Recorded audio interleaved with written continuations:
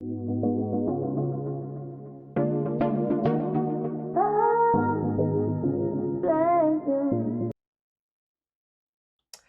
fam, it's Jazz. And I'm Jaden. And we're coming to you live. With the vibe. Come join the tribe. What tribe? J Tribe. Hey, what's good, family? What's good, family? Today we are back with another spicy topic.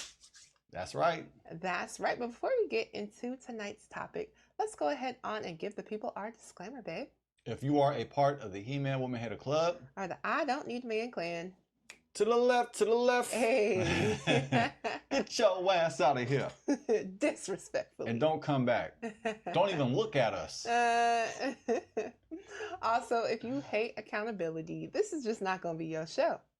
Also, if you are under 18 years old, you can't watch this. That's right. Also, yeah, I jumped the gun. And also, if you're 18 and over, and you're still a child, you don't belong here. No, those are the worst, man. Those 18 and up children. Grown ass kids. Man. Bumbleclots. Still in their mama's basements. Eating fast food wrappers all on the floor. Man. Video games. It's a shame. Underwear laying out everywhere. Who knows when they took a bath? Man. It's been 7 days, the same clothes. Oof. It's been 7 days, the same clothes. Oh no. Oh no. Yes, please don't let that be you. If you are in that group, this is not going to be your show either.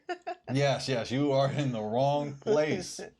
Be gone, Bumbleclot. That's right. However, and I'm not even Jamaican, Bumbleclot. Get out of here, Bumbleclot. That's right. I've appropriated that word though. It's been good to me. Bumbleclot. Yeah. It just matches these YouTube trolls. Shout out to our Jamaicans. Shout out. Yes, our Caribbean and family. all our Caribbean family. That's right. That's right. So, but if you're Caribbean, you're in the right spot. That's right. Unless you're a Bumbleclot. That's a different story. Shoo. Scram. Yes. However, if you like to have a good time, you like to get your laugh on, you like to hear a different perspective from a married couple, then you're in the right spot. And trust me, we like to have a good time over here. We just want to make sure that, everybody is in the right spot and people are not expecting something that we're not, right? So we do like to have a good time over here, though. Now, let's get to tonight's spicy video. That is right. So tonight we are going to be talking about Charlie Kirk.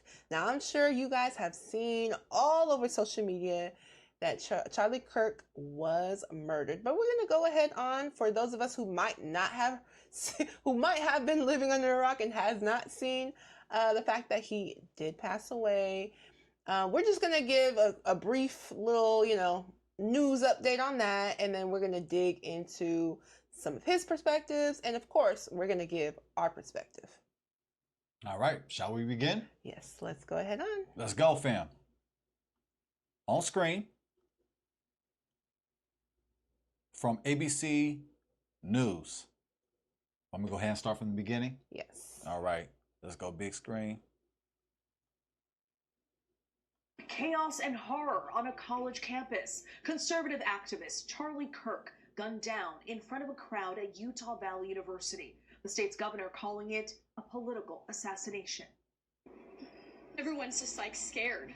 It's traumatizing. I watched a fountain of blood come out of the side of his neck like a water fountain.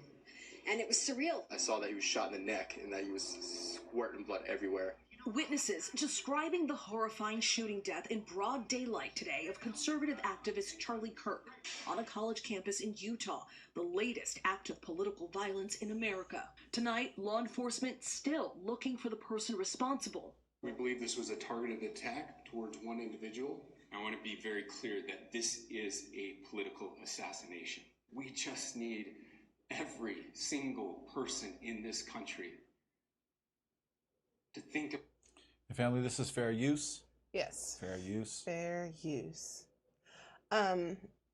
Yeah, interesting that this guy, I'm not sure who was speaking, he looks like he's a part of the police department, but he was saying that this was a political assassination. This guy. Governor something Cox. Is it Spencer? But I don't think he's the actual governor. I'm not sure. He looks like he's a part of the police department. It does, right? Mm-hmm. Person responsible. We believe this was a targeted attack towards one individual. I want to be very clear that this is Governor Spencer Cox, Republican, Utah. A political Maybe that's the actual assassination. governor. We just need every single person in this country to think about where we are and where we want to be. A controversial Just want to make sure we're okay. We're sharing. Okay. figure, Kirk said. Where we are and where we want to be. A controversial figure, Kirk said he was no stranger to death threats, speaking on the George Janko show last year. We get death threats all the time. You know, they come, they send stuff to our homes and all that. And yeah, that's just par for the course. I mean, if you are not getting active death threats, you're not really doing much for the country. The founder of the conservative organization Turning Point USA, an author and media personality, he built a massive following, particularly popular with young audiences. At just 26 years old, he spoke at the 2020 RNC, endorsing Donald Trump. Wow. At 26 years old, Mm-hmm. speaking at the RNC, endorsing Donald Trump. Yeah. He has a large following with the youth, with the young conservatives. For sure. For sure. And by the way, this is an objective channel. Oh, yeah. 100%. We are objective. We don't take sides. We just give our opinion. It doesn't matter if you're on one side, you're on the other side. We gonna tell it to you straight because we're not biased.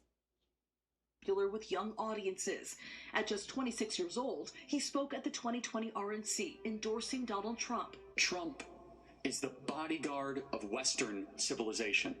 Considered Wow, it's the bodyguard of Western civilization. Man, wow. That's a big compliment right there. I mean, man, the whole Western civilization, that's something. The right whole there. entire region, though. Yeah, man, something right there. He's the bodyguard. I told you, family, this is an objective channel. If you can't handle it, the door's over there. Okay, shall we? Yes. Before I get triggered, these mama class. Is the bodyguard of Western civilization. Considered family by President Trump, his influence outsized in the MAGA movement. Charlie Kirk was seen as the force behind young conservatives. This was a guy that actually electrified that sector of the base. And for Donald Trump, this was a critical voting bloc in every time he was on the ballot. And Facts. In my opinion. What's facts? That Charlie Kirk was instrumental in Donald Trump's victory. Oh, yeah. Because he was able to bring young conservatives over to support Donald Trump. Yeah. I think that Charlie Kirk's influence helped the bodyguard of Western civilization. Yeah, according to Charlie Kirk, at least. By the way, this is not brandy or Henny, unfortunately. Later on, that might be a different story. Hey, that's right. That's right. think that Just coffee, fam. one of their own, someone that they saw as a kid rise up over 10 years, to think that he's now gone, it has really rocked people in Donald Trump's orbit to their core. Trump was the first to announce Kirk's death today, posting on his Truth Social account, saying in part, "No one understood or had the heart of the youth in the United States of America better than Charlie. He was loved and admired by all, especially me, and now he is no longer with us." Trump remembering Kirk in a video posted later. Charlie inspired millions, and tonight all who knew him and loved him are united in shock and horror. The 31-year-old leaves behind a wife and 2 young children. Oh, man. Yeah, that's sad. That's sad for sure. First, I gotta say this, big screen.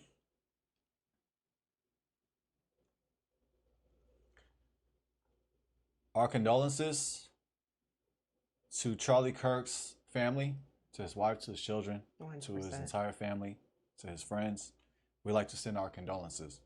Yes, we do. Okay, babe, I think that's good on that video. You guys, please feel free, if you would like to check out the rest of that video. It is on ABC News, their YouTube channel. So feel free to check the rest of it out.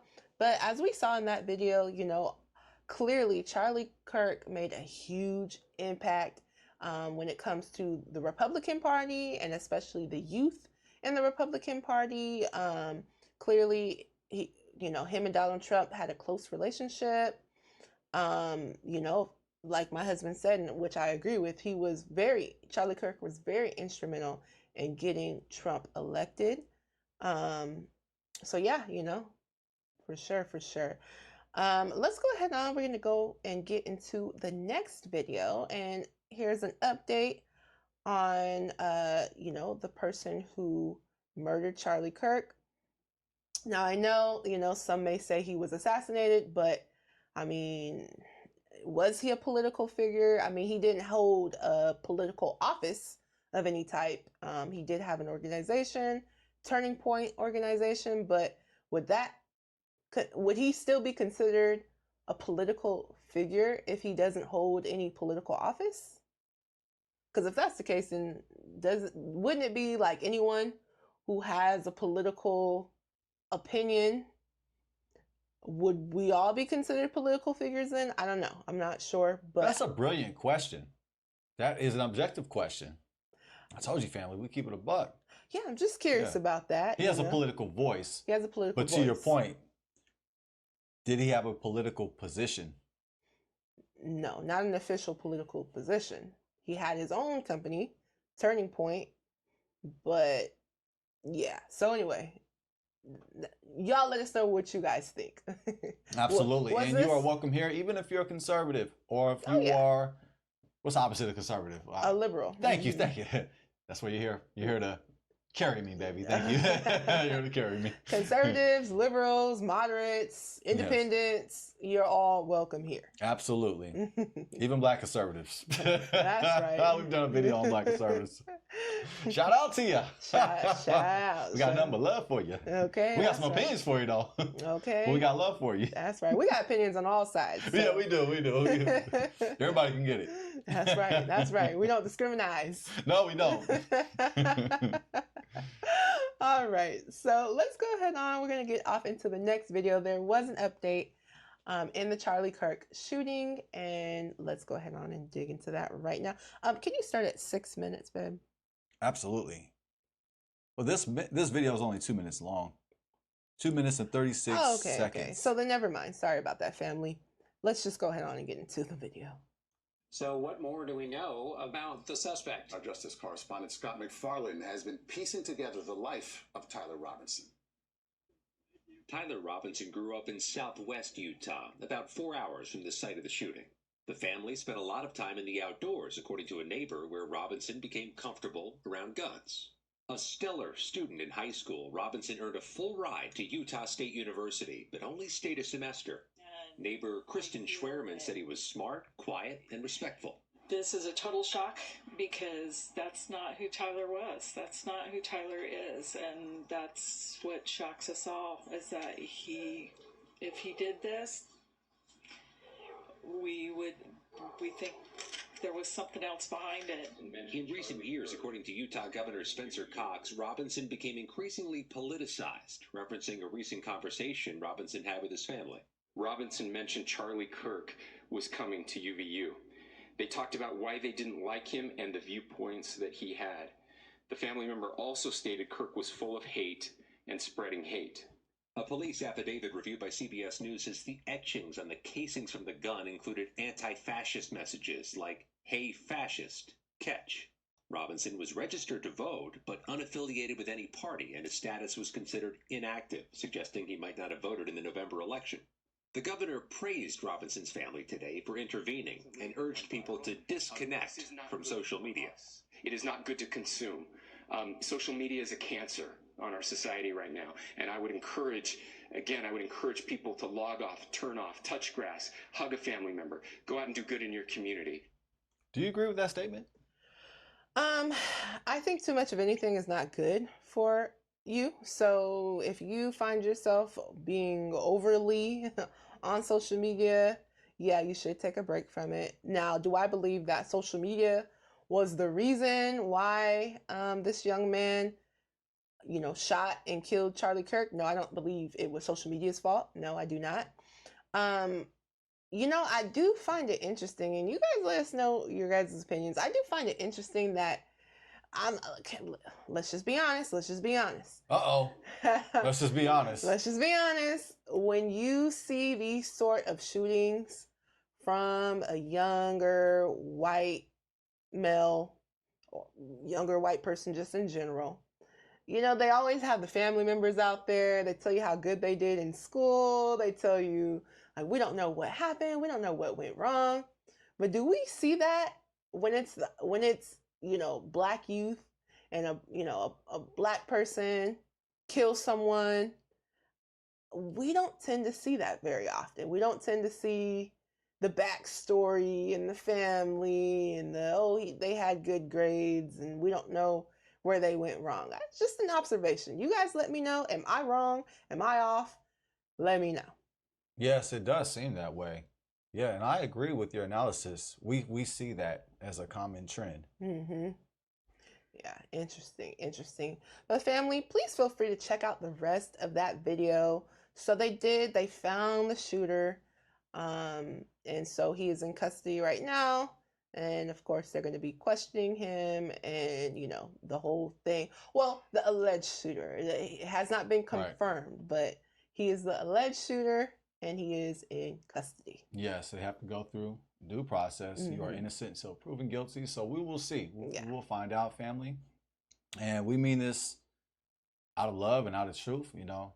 I'm mulatto, I'm mixed, I'm light-skinned, so I don't hate a group of people. I do not hate Caucasian people. I mean, that would be crazy, family. We got love for everybody. That's right. And that's facts. But that was an observation that I agree with you with. I see that. Yeah. I see the pictures painted differently when somebody from our community passes away. Mm-hmm. It's true. I mean, from what I've noticed, right? Mm-hmm. From what I've noticed, for sure. This week was a crazy one. There was a lot of shootings that happened this week, a lot of killings that happened this week. And none of it's right. It doesn't matter. The color of the shooter does not matter. Either way, murder is wrong. We know this. So I don't justify any murder of any type, but what I will say is that there was a Black man that ended up stabbing a white woman. It was pretty, trending. A lot of people were talking about it. The guy, from what his family said, was, going through mental health issues, and he might have been homeless. Mm-hmm. But again, I didn't see the same narrative for him. Mind you, these are both people who killed somebody. So, I just noticed that. Yeah, and correction, that's what I meant to say, family. I apologize. I meant to say from the alleged killer. Uh-huh. Yes, it's painted differently. Mm-hmm. When it's somebody from our community, they're not painted in the positive picture that we just saw here. So, yeah, my clarity for that, family. It's like when you make a foul in basketball, you put your hand up. Yeah, I put my hand up. Yeah, I meant to say that. Yeah, no, it's all good. It's all good. Yeah. But actually, the truth could be said as well with when somebody in our community loses their life, mm-hmm.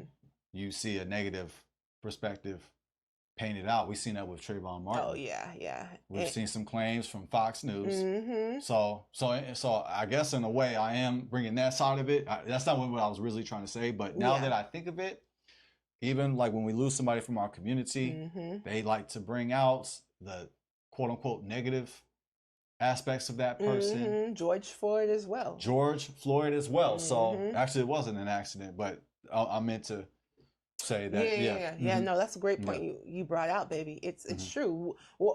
Whichever side that we're on, whether it be the side that there we go. Whichever side, whether it be the side that unfortunately got murdered or the murderer side, you don't tend to see that narrative of they used to be a good kid.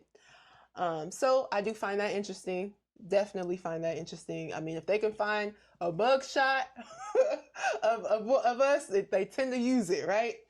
So I don't know. I just noticed that. Y'all let us know though. Do you guys notice that? What are your guys' thoughts on that? We're definitely open to other opinions, but I've noticed that personally. Mm-hmm. I've noticed that.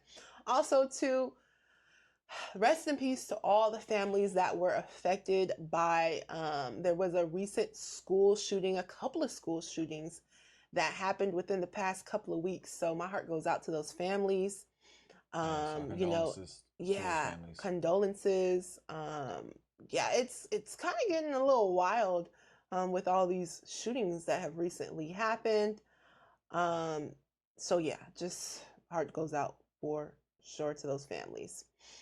Okay, let's go ahead on, and we are gonna get into the next video.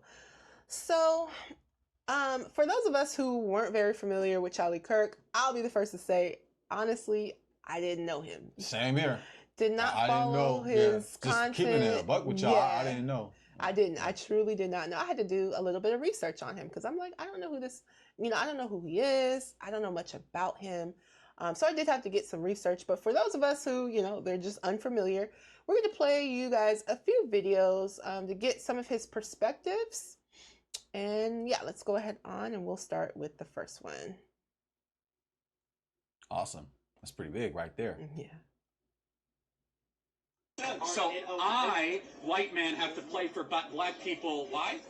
Wow, that's a really selfish thing you just said. Hold on, why should I have... That's a really non-empathetic thing to say. Why should I have empathy for a race? I have white guilt because I breathe?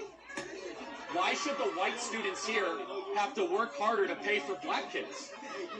What is that all about? Not every black person has lineage connected to slaves. That's true. Every white person doesn't have lineage connected to slaves. Yes, that's right. So since every black person doesn't have a lineage connected to slaves, why should we generalize and say reparations for black people? Because there are people that are in a worse place. So over 150 years, they didn't have any ability to make better decisions, to save money, and to invest. How about you take responsibility for your own actions instead of blaming the white man?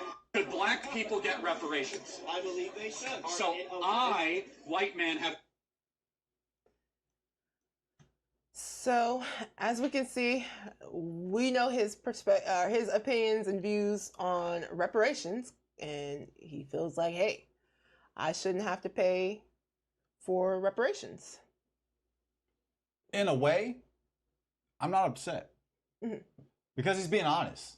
Yeah, he's giving his perspective for sure. So whether if I agree or disagree, at least he's speaking what he believes.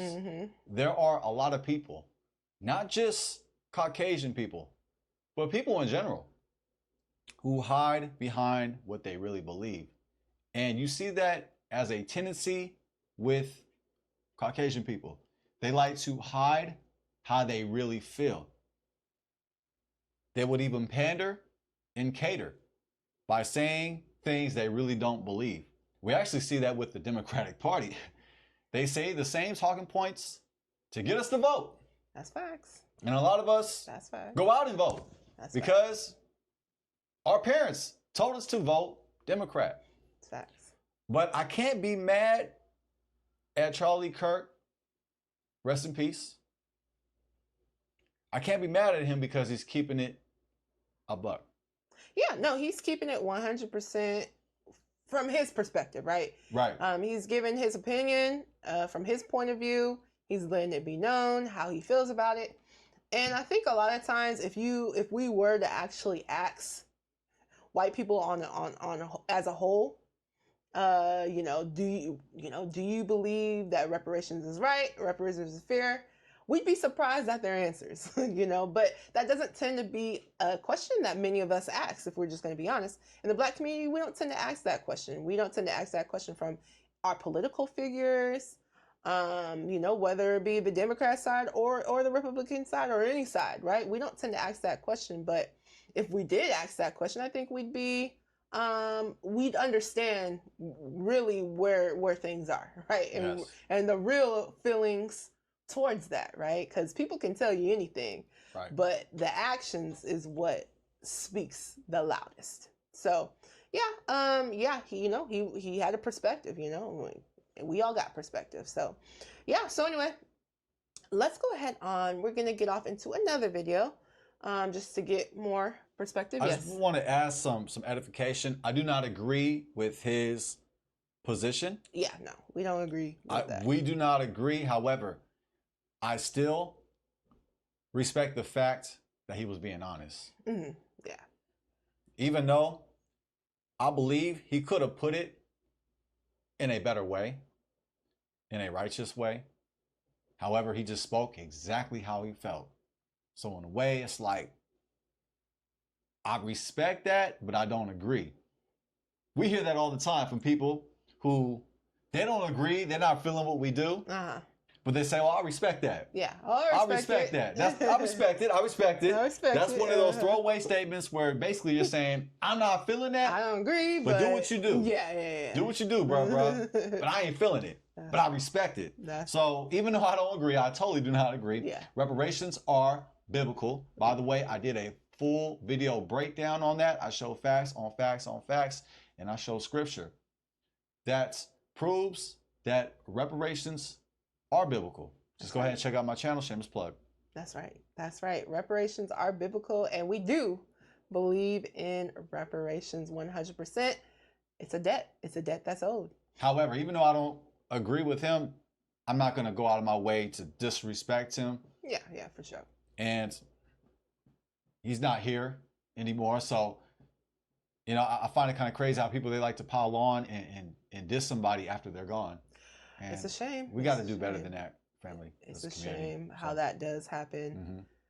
You know, Charlie Kirk, he's been known to say things about Martin Luther King, George Floyd, after their death, negative things. Ooh, can I pop your collar for that? Woo! But notice I ain't going to return the same hate. No, we're not going to return the same hate. But I will give my perspective, though. I will give perspective. Definitely. And I will be objective. And it might sound like I'm hating, but I'm not coming foul or disrespectful. Yeah, no, we're going to give our opinion. We're not going to disrespect him as a person or anyone as a person.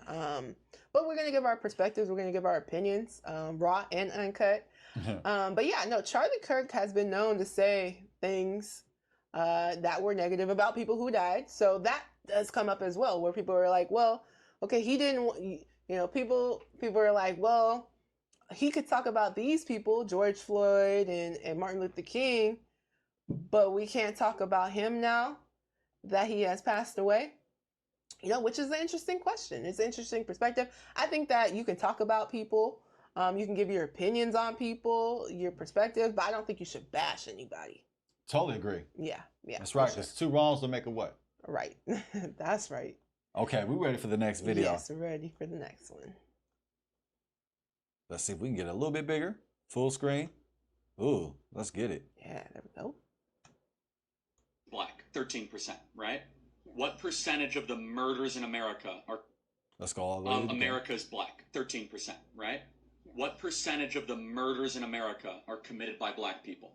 It's 50%. It's 60%. So maybe when you do 60% of the killings and you're 13% of America, more...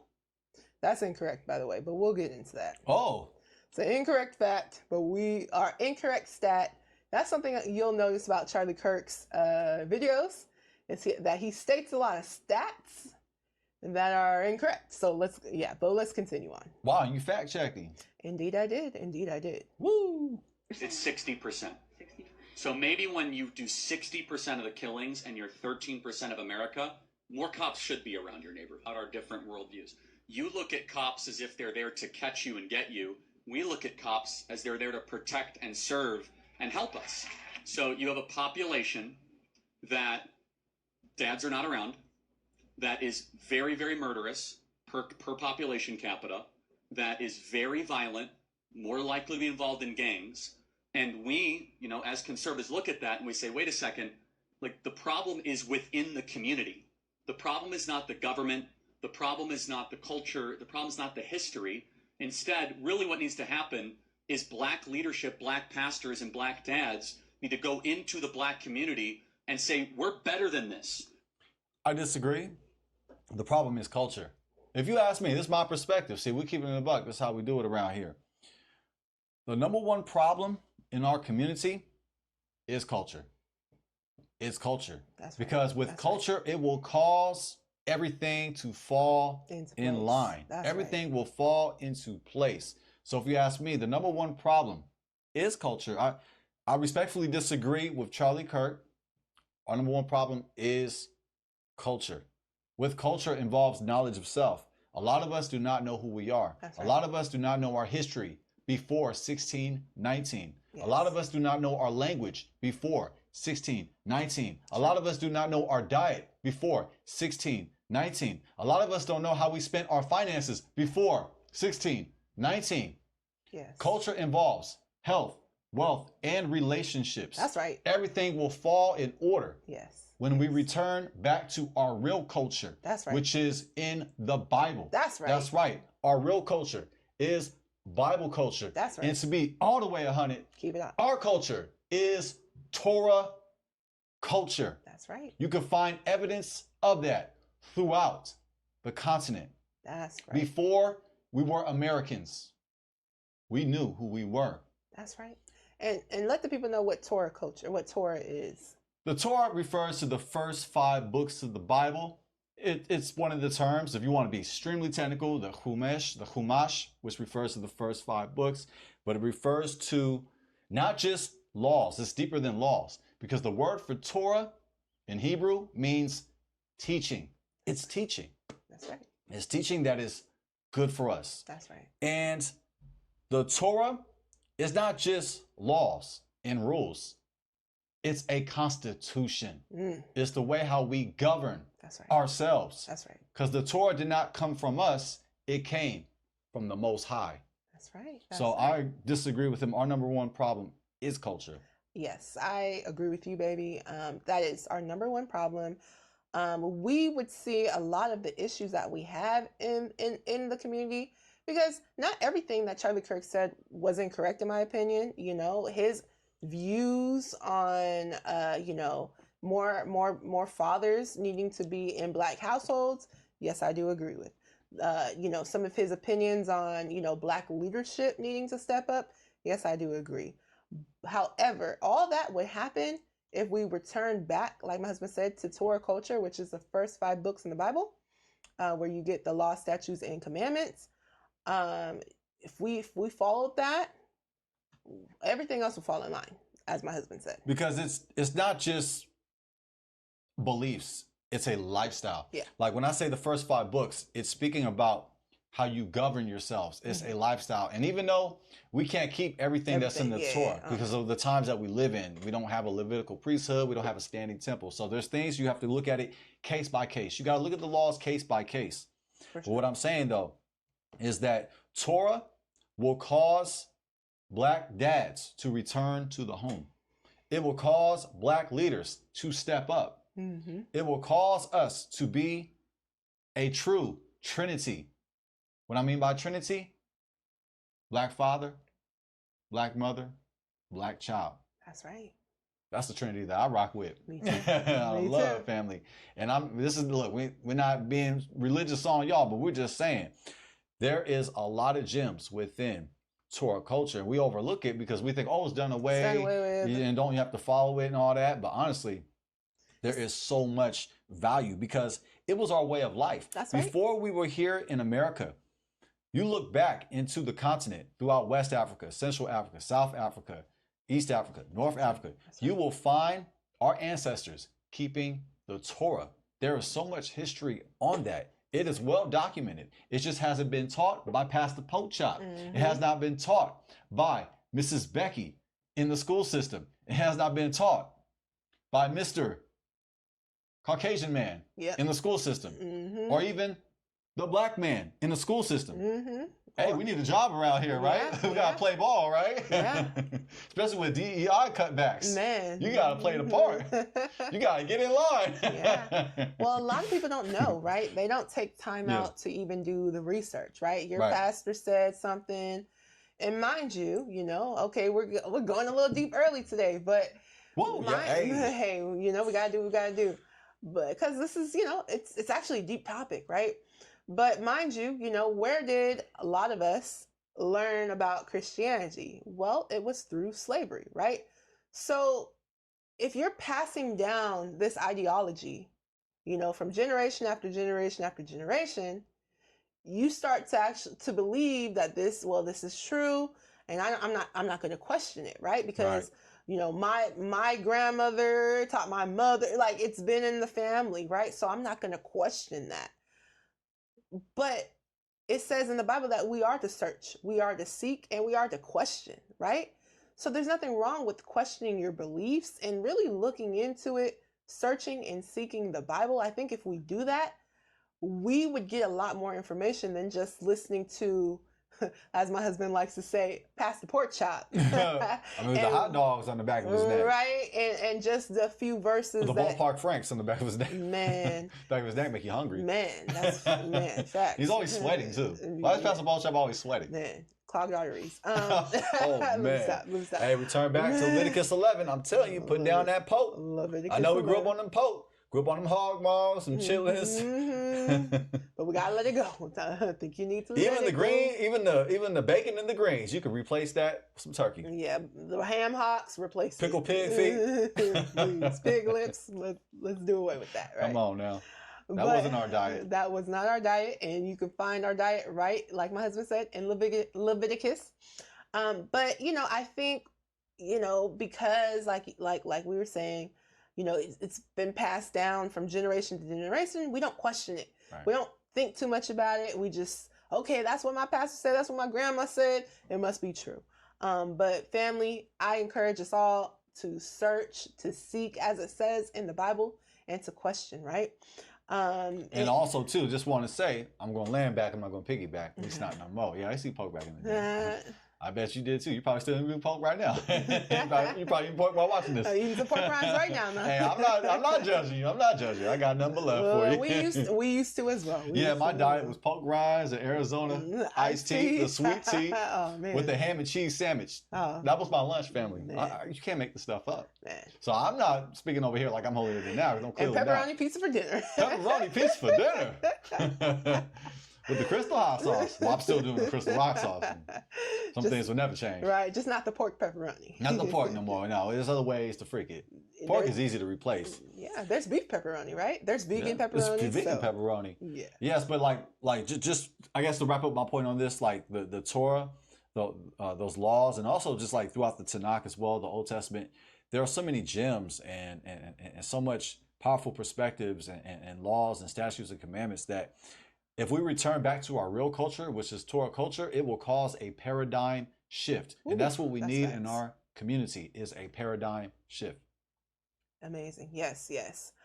All right, family. We gonna continue on with the video. Sorry for the break, but yeah, we had to get our points off. Cut the killing. Cut the violence. Now, I know some of y'all want to make Charlie Kirk, or shall I say Charlie Jerk, a hero, now that he's no longer with us. But let me be crystal clear. This is the same man who spewed out racist rhetoric, twisted statistics, and trafficked hate on a constant basis. And the word says it plain. What you sow, you shall reap.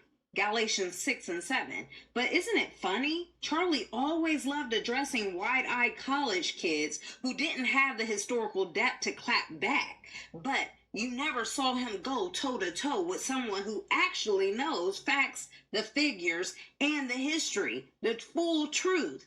That's because when real receipts show up, his cherry-picked percentages collapse like a house built on lies. But Charlie's favorite trick was to wave these numbers like they were the gospel. Blacks are 13% of America, but commit 50 to 60% of the murders. But here's the problem with that. Statistics without context are manipulation. If you aren't asking the what, when, why, who, and how, you can't get to the truth. Any first-year stat student knows you can make numbers sing whatever song you want. What Charlie never answered was those questions. Who flooded our neighborhoods with drugs? What happened when we built wealth like Black Wall Street? It was burned to an ash by white mobs in 1921. And when welfare policy tied benefits to the absence of Black fathers who created that setup. Who was it, Charlie? Where was the accountability when the CIA funneled cocaine into Black communities but shielded white powder cocaine users in the suburbs? Why are police patrols heavy in Black neighborhoods? Why are white-collar crimes costing America $300+ billion annually? but they get brushed under the rug. Facts without truth are just lies with footnotes, and Charlie mastered that deception. You created the problem, and then you blame the victim. See, Charlie loved to say black homes don't have fathers, but baby, who scripted that? Because y'all are the masters of baby daddies. Y'all government, your policy removed the black man from the home by tying welfare aid to father absence. And then criminal injustice system caged the black man for standing on corners while white crime in suburbs was quietly ignored. Then you all have a targeted sabotage, right? Every time a black prosperity rose from Tulsa to Rosewood, white mobs destroyed it with state sanctions. And now you want to cry about statistics? Please. That's like burning down someone's house and then mocking them for being homeless. Let's not forget the drug hypocrisy. Crack in black neighborhoods, harsh mandatory sentence, and then you have the purity of cocaine in white suburbs, and then they get light sentence, rehab, and probation. Charlie never addressed how America criminalized black pain while medicalized white pleasure. That's not justice. It's systemic sabotage.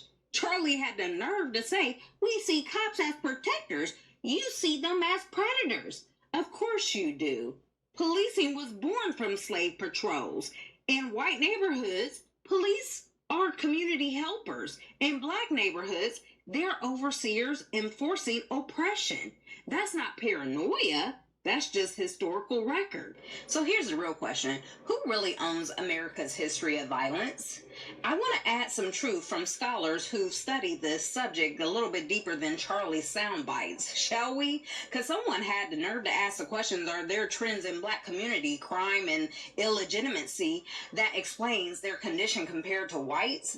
That's laughable. See, the answer, my friends, are a clear no. See, the whole narrative is propaganda, because when you actually ask which community in America has the greatest history of violence, well, the answer is unquestionably white Americans.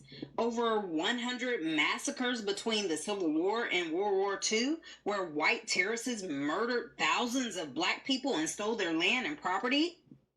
What about lynchings, race riots, church bombings, and state-sanctioned terror?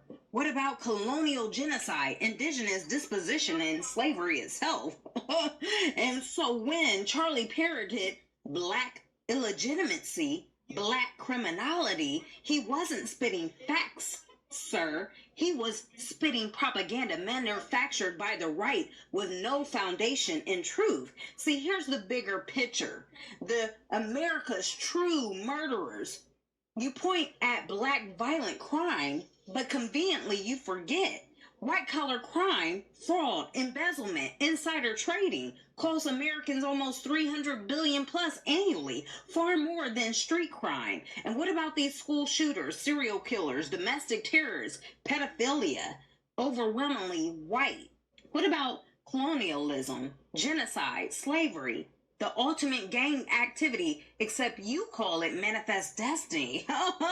If gang activity means organized group killings, stealings, and controlling territory, then the biggest gang in the world history wears a crown badge and corporate suits. See, Charlie's numbers were never neutral. They were narratives curated by the father of all lies, the master deceiver, the prince of the air, and that's why y'all control the media. See, John 8:44 and Ephesians 2:2 tell it clearly, and that deception has always painted black truth as crime and white crime as invisible. And I wonder why, because we are the true Hebrew Israelites. And here's the bottom line. Charlie Kirk sowed division, deception, and disdain, and what you sow, you shall reap. So no, Charlie Kirk will not be remembered as a hero. He'll be remembered as a mouthpiece of manipulation who could bully students with sound bites, but never stand in the ring with real historians, real truth, and a real God, Yah, who judges righteously. Fire! Woo! Mic drop, backdrop. Goodness. Flames. Yeah, she went in on that one. Yeah, it is interesting that Charlie Kirk would go to these college campuses with these young students, but he would never ask to debate the scholars, the professors, the people who actually have knowledge in these subjects. So I do find that very interesting. Wow, that was brilliant. The way how she articulated those points, that was a lot of insights. I'm listening, I'm like, man, she sounds like somebody in our community. This is actually the first time I watched this video, family. I'm like, man, this sounds like somebody within tapped in. Yeah, like, man, this sounds like me. So like something I would say. But she did an incredible job. I couldn't set it nowhere near like that. Right. That was beautiful, that was strategic, that was surgical. That sure was. She said many powerful things. Now, I am objective. So what I will say, I guess, as something to examine is that we have to hold ourselves accountable. That's true. I understand that this video was a response. Mm-hmm. It was a response to Charlie Kirk's misinformation. Yes. That's what it was. So that's the context. I'm just adding another perspective, something to consider. For sure, for sure. I noticed within our community, because we are Hebrew Israelites, yes, I see this a lot. We like to point the finger. We always point to those who are in control, those who are in power in America. And honestly, ultimately, if you ask me, we are reaping the curses, which are the consequences of Deuteronomy 28, because of us. That's right. We're the true problem. We're the true problem. It's It's not an outside force. As a matter of fact, the Most High uses other nations to oppress us. It's always been that way throughout the Bible. It's always been consistent. Because of our people's hard-headedness, stiff-neckedness. That's a word now from the bed. We make up words. Because we are stiff-necked and our hearts are hard, we disobeyed our Creator. We left the Torah. We left the covenant to pursue other gods, to be like other nations, to disobey the Most High. And as a result, the Most High used other nations to oppress us. So I'm not giving a pass to other nations. I'm not giving a pass to the transatlantic slave trade. No, I'm not. Chattel slavery is the worst slavery of all time. That's right. It is not to be compared with ancient slavery. That's right. Chattel slavery is the worst slavery of all time. The fact that you are standing here, the fact that we are standing here is a testimony of the greatness of our Elohim, our Creator. It is a miracle that we are standing here today. It is a miracle that our ancestors survived chattel slavery. That's right. So even though she was dropping bombs and bombs and bombs, straight flamethrowers, yeah, which is also that was a response to Charlie Kirk's misleading rhetoric, takes, his undertakings. However, I would like to hear some accountability on our part, because ultimately we messed up. It's facts. Ultimately, it's up to us to rise, to tashuvah, to repent, to return to Sankofa. That's right. That's right. And let's go ahead on when you're done with that. We're going to pass the collection plate. Okay. Oh, well, thank you. That's so sweet. Okay. I didn't think I was going to get a collection plate, but yeah. Thank you. Yeah. That's really sweet, baby. Oh, of course, baby. Yeah. No, to my husband's point, right? We, over here on this channel, as you know, we like accountability here. We got to keep it 100. We need to hold ourselves accountable. At the end of the day, the Most High gives us the ability to change our situations. Yes. Now, was she spitting facts? 100%. So 2 things can be true at the same time, right? 2 things can be true at the same time. Yes. The fact is, you know, let's just be honest, and we're not racist, by the way, but we're just going to give out some facts. The fact of the matter is... Well, we can't be racist. Allegedly, right? We can't be. Well, Nick Cannon said we can't be racist in that movie. Yeah. A lot of people said that we can't. A lot of people say that we can't be racist. Pretty good movie, by the way, if you ask me. Yeah, I told you we She-Ball. We all about love. Yeah, She-Ball. Yeah, She-Ball is the movie. Feel free to check that out. But yeah. Now I've heard, we can't be racist. I guess it depends on what definition of racist you're using. But nevertheless, what I will say is that we're not trying to be, discriminatory towards one group of people, because we love all people. The Most High says to love thy neighbor, and that's what we do.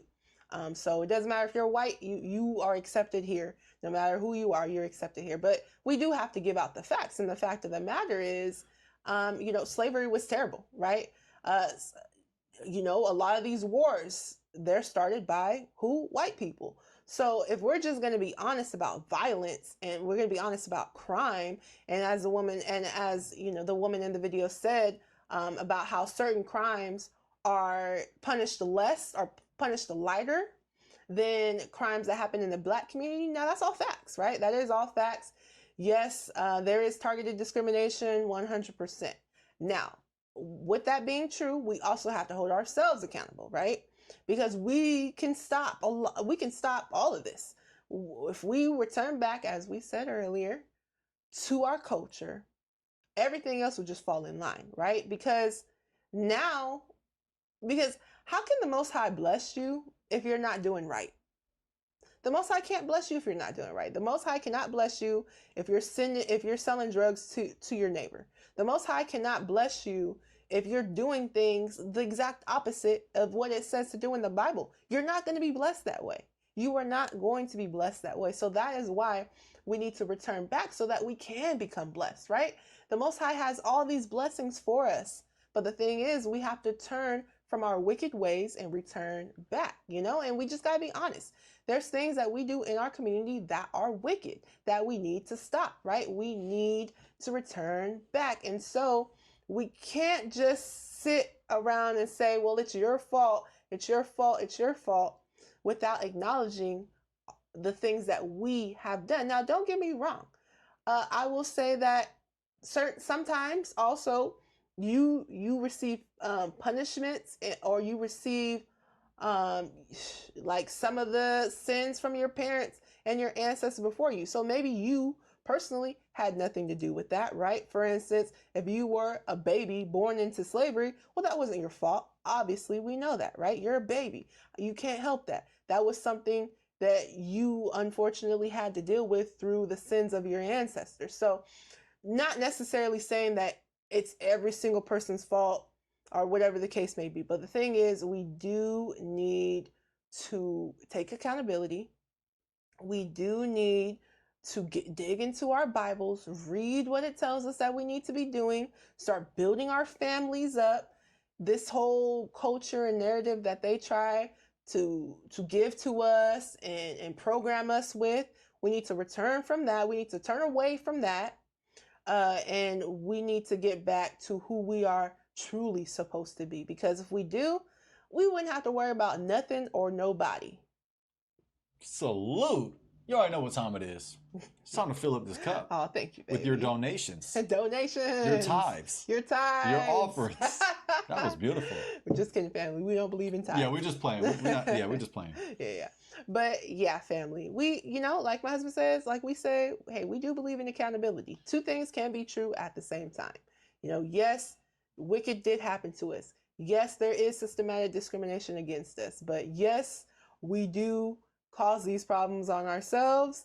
Yes, we do need to return back. Yes, there is wicked that we do in our community that we need to stop. Powerful. Thank you, baby. All right. And so we have, I believe, one more video. And this is Charlie Kirk's opinion, perspective on guns. I wonder if I can get this. Sorry about that, family. Apologize. I think it's worth to have a cost of, Let's get it full screen. There we go.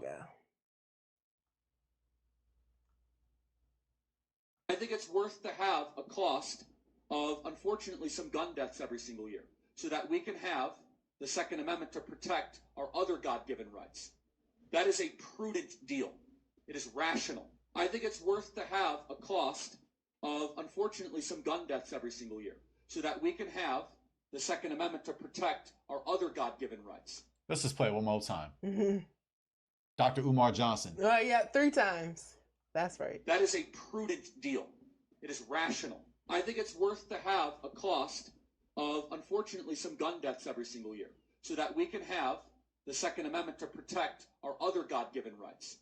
That is a prudent deal. It is rational. I think it's worth to have a... So, as we can see, he's pro-guns. He believes that, hey, even though there are, gun deaths, he himself says that he thinks it's worth it. Like, it's the cost of having guns, right, having our Second Amendment rights. Yes, he'd rather have the Second Amendment right, the right to bear arms, even if that comes at the cost of lives being lost due to guns. Mm-hmm. Yes. Yeah, and it's quite ironic, too, because... Took the words out of my mouth. Ironic. Yeah. Because... Yeah, I was just thinking the same word, but how ironic. But yeah. Right. Yeah. Because of how he passed away was due to a gun, right? So very interesting how the Most High does things. Yeah, just very, very interesting. Also too, from what I heard, his video, or some of his last words were gang violence. And it's interesting how, Charlie Kirk, he would definitely always point out, black on black violence, and how, it's this terrible thing, which I do agree, black on black violence and the violence that we have in our neighborhoods is bad. It is terrible. I agree. But it's interesting that how he died, I mean, we could say it was white on white violence. It's interesting. Yeah. It is interesting. But yeah, that was his perspective. That was his opinion. A lot of, obviously a lot of conservatives, they do believe in the Second Amendment right. And honestly, I'm not against the Second Amendment right. I'm actually for the Second Amendment right, if I'm gonna just be honest. The reason why is because you're never going to be able to get rid of guns in this nation. It's just not going to happen. Even if you banned guns, people would smuggle them in. There would be no way to stop guns from being available. And also too, I mean, how would you feel? I mean, I wouldn't feel comfortable if just the police and the military had guns, but the people couldn't have guns. I wouldn't feel comfortable that way. So me personally, I actually do agree with the Second Amendment right, just because I don't think there's any possible way that we're actually going to be able to get rid of guns. It's going to be smuggled in. People are making 3D guns on their 3D gun on these 3D machines. There's no way to get rid of them. So, I mean, I don't know. The saying says if you can't beat them, join them. I mean, I don't know. But I personally am not against guns. Yeah. The Second Amendment, it is a difficult conversation. Perhaps that's another video for another time where we can just look at the pros and cons. But I mean, I guess I would just say, just on that note, it's something that we should investigate, ask as many questions as we can to see who can get who's allowed to even own a gun, because that's a huge responsibility. You have in your hand the power and the ability to end somebody's life in a second. Yeah, it's true. And it just seems like, man, guns are getting in the hands of the wrong people. That's right. It's true. So maybe that's something we could talk about at another time. Yeah. But it just seems like, man, there's a lot of people who have guns these days that should have no business even owning a gun. It's so true, right? Like, should there be some gun law, some updates in the gun laws, right? Should there be updates?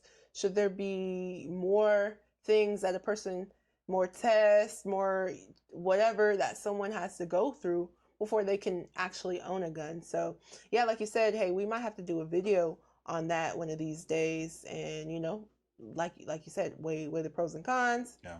100%. But yeah, very ironic though. You know, he was very much so about guns. You know, he wasn't, you know, Charlie Kirk, that is, you know, he wasn't so much for empathy. So yeah, very interesting. You know, Charlie Kirk was definitely an interesting guy. You know, you got people who loved him, people that hated him. Candace Owens, you know, worked closely with him. Not a surprise there, right? But worked very close with him. You know, she spoke on, you know, her close relationship with him, and basically, you know, I think kind of a way to tell people, well, you know, he wasn't racist. I'm not saying whether or not he was racist. That's not for me to say. But you know, we got the side that loved him. A lot of Republicans, you know, obviously Trump loved Charlie Kirk. But then you got the other side, you know, you got a lot of Democrats and a lot of people, you know, in the Black community that did not like what Charlie Kirk was saying, did not like what Charlie Kirk stood for. You know, D.L. Hughley called him an evil person. Amanda Seales made the video. She basically saying, well, she don't got no empathy for him because he didn't have no empathy for us. She just so nonchalant too. She had a candy bar in her hand. Yeah. She's a comedian, so yeah. You know, she's working working the crowd there, but for sure. Feel free to check those videos out, family. Yes. But yeah, you know, so he was very controversial. Very controversial. Yeah. Well, fam, we got one more article. This right here are just some statistical facts. Yeah, we may need to blow this up a little bit. Yes. That's better. I may need to move my big head. Move, Jaden. Get out the way. Bam. All right. Would you like to run point on this? Let's scroll up. Let's scroll up, please. Okay. Yes, I can run point. All right. So this is 2019 crimes in the United States. This is on the FBI's website, government website here. Let's go ahead on and we're going to scroll down. We're not going to get into all of this, family. Please feel free to go to the government website and, you know, feel free to go through each and every last one of these. We're just going to give you guys the highlights. So as we can see right here, we got the total, the 816,975. That's the total, as we can see right there. The whites, it's a 4 million number right there. Blacks is the 1 million number right there. So when Charlie was saying, you know, and he didn't put it, also a lot of times when he was saying it, he didn't say, you know, he was just saying, well, blacks, very general, make up 70-60%. No nuance to what he was saying either. He just was stating it like that. As we can see here, clearly that's not true. You know, and we can get into the deaths. There are certain things that we do more. You know, let's see. Murder and manslaughter. Non-negligence manslaughter. Yes. So with whites is 45.8. And with blacks, 51.2. Yes. I'm objective, family. I promise you this is not the mulatto coming out of me. I mean, I get that pushback every time in my community I bring up a fact our community don't want to hear. We gotta look at it all. It's good that you do. Now, yes, we are the highest in regards to percentage. Now, when you look at just total numbers, yeah, whites are they have the most. But you got to look at the ratio. So like when it comes to the ratio, This is why we need a paradigm shift. This is why everything that he said wasn't completely wrong. That's yes, right. he said a lot of wrong things. It was out of context, missed facts, absolutely. But the general message of it, a lot of the problems that he brought out are actually true. 100%. 100%. I may disagree with him on what the number one problem is, but this is a serious problem. And this right here hits home for me because let me put the screen on. Yeah. I lost my older brother due to black on black violence in East Oakland. In East Oakland, that year was the #1 murder capital. And if you saw a picture of my brother and you saw a picture of me, you would not think we were brothers. My brother was a black man who was murdered in the streets of East Oakland. So this is home for me. And this is a serious problem. And a lot of us listening, we have experienced black on black violence within our families. A lot of us have lost loved ones due to this stat that we see on screen. It's true. It's very true. Very true. So as my husband said, it's something that our community needs to be honest about, right? And we need to change that. We need to change that. We need to return back. That is one of our highest stats right there, you know? And if we're looking at the percentage distribution, you know, in the other categories, can you return back to that, please, baby? Absolutely. Yeah, we can see that, you know, robbery and the murder, the non-negligent, the manslaughter, that's the highest for us. But when it comes, and the robbery. Robbery's right here, family. Yeah. Sorry, you probably can't see it on the screen because I have it. I can shift it over. Yeah, let me go ahead and do that. Let me shift over the screen. There we go, family. That way you guys can see. We apologize. Yeah. I apologize. No, it's all good. It's all good. My apologies. But yes, we'll go ahead and run it back though. Yes. So murder and non-negligent manslaughter, we do lead in this percentage. Yes, we do. But whites are not too far behind us. So let's just point that out as well. Yeah. They're not way behind us. They're at 45.8%. It's very true. Now, with rape, as we yeah, can see, I expect their numbers to be a whole lot higher. Yeah. But robbery, we got them on robbery. I mean, yeah, this right here. And it says in the Torah, thou shalt not steal. That's facts. That's facts. In the 10 suggestions, according to Pastor Pochop's 10 suggestions. Okay. You really don't got to do them. Facts. They're done away with. Oh no, they're not. They're done away with. They're totally not. Robbery's done away with. No, it's not. No. But paying tithes, that's not done away with. That's not done. I see the inconsistency though. Right. That's the one thing that they're cool with. That's the Old Testament. That's one of the Old Testament laws that they're with. All the rest of them, no, they don't away with. See the inconsistency. Right. Make it make sense. Make it make sense. We gotta start questioning some of these things. You know, we just gotta keep it real. But look here, burglary. 68.2%. Yep, they got higher on the burglary. And 28 for our community. 28.8.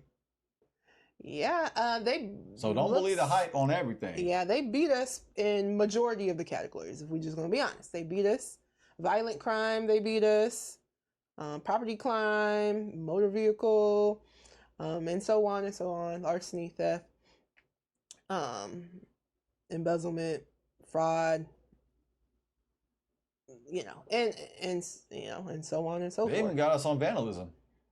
I mean, we used to vandalize back in the day with graffiti. We used to bomb. What do you call it? Bombing. Okay. You bombed the street or whatever. You bombed buildings and stuff. Apparently, we're not the only bombing ones. As in graffiti, family. It's a it's a graffiti term. Well, apparently, we're not the only ones. Yeah. But yeah, you know, when you look at the numbers, it is good to look at the numbers. Even prostitution and commercialized vice. Look, they got us on that too. Indeed. Because we got to talk about sex trafficking, the organization of sex trafficking, you know, on a mass scale. We're not just talking about the girls that you see, you know, in the hood down the street. No, we're talking about sex trafficking if we want to talk about prostitution. So. Curfew and loitering law violations. Then they even got us on that too. Then we get stereotyped for that. for loitering. Yeah, we do. We do. I mean, we see it all the time. Yeah. Just go to your local liquor store. You see some loitering. Yeah.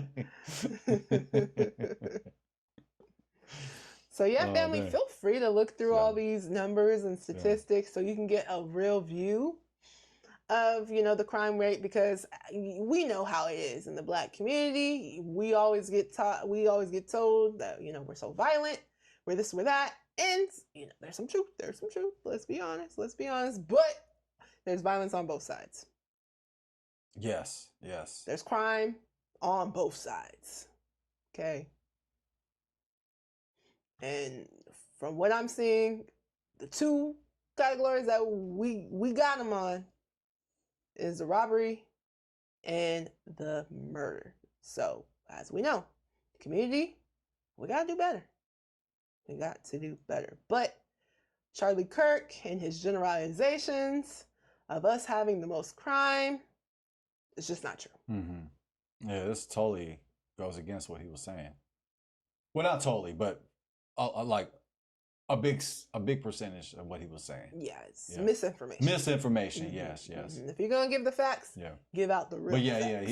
he was kind of making a point when it comes to murder. Yeah, even though his facts were way off, but this is a serious problem. Serious problem, for sure. In our community. And this is percent distribution. It says number one. What's the number one? Is it like a footnote? I'm just wondering. Click on it. Let's see. Is there? There's no way you can click on it. Okay. I'm wondering if there's a footnote at the bottom. I'm a nerd, as you can tell. Right here. Because of rounding, the percentages may not add to 100%.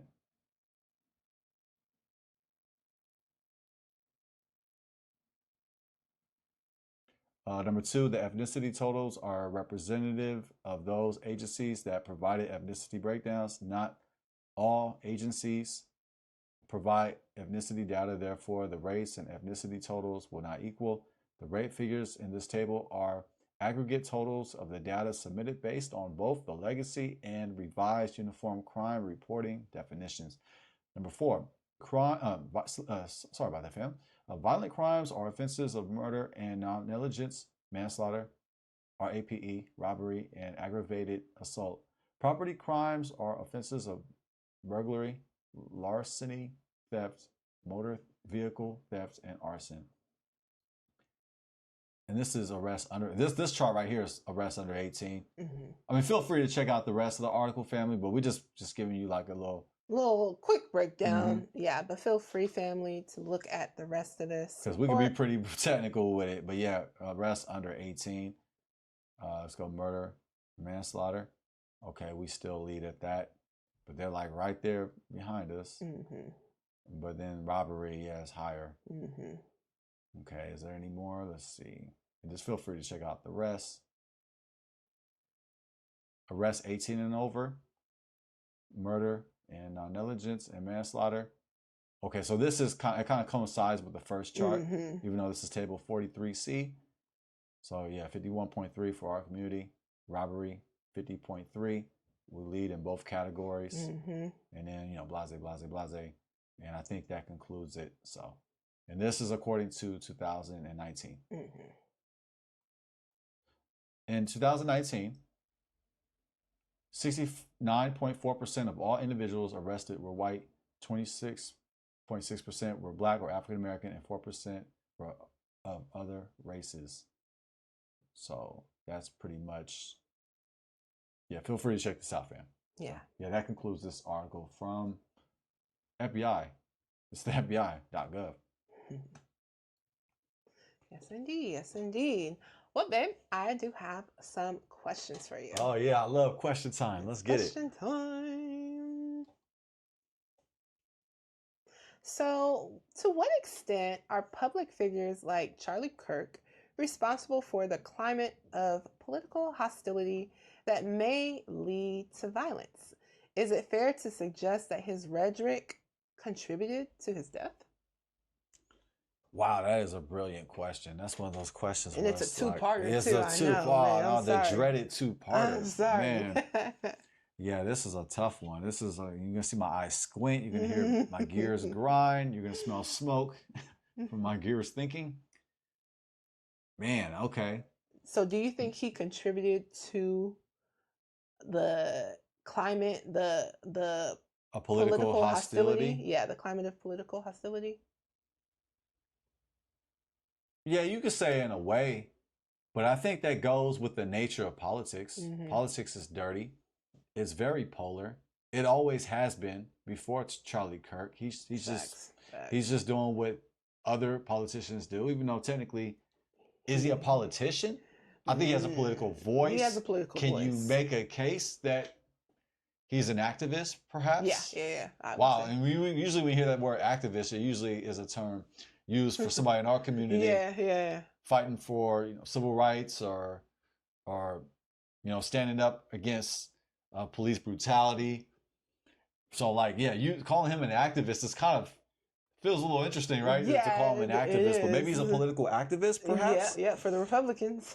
Yeah, I can say that he's a political activist. Yeah, he's a influencer. He's a political influencer. 100%. That's what it is. He's a political influencer. There you go. We just created a term. Yeah, for somebody of his position. Yeah, political influencer. Yeah. So does he contribute to political hostility? I will say, just like many other politicians, it's just a very polar business. It is a business, by the way. It is. You make a lot of money. You got a lot of money and a lot of power. Oh yeah, Charlie Kirk made a lot, like close to $1 billion from what he was doing. And even he it seems like he admitted to what he signed up for. Yeah. That there will be danger to becoming a political influencer. Facts. You will have death threats. Listening to the sound clip that we played earlier, it's just par for the course. It's what you sign up for. Yes. And even to a smaller degree, we experience that as content creators on YouTube because we are polar with our views. And as a result, we're going to get hostility. It may not necessarily be political hostility. I get religious hostility. I get a lot of it.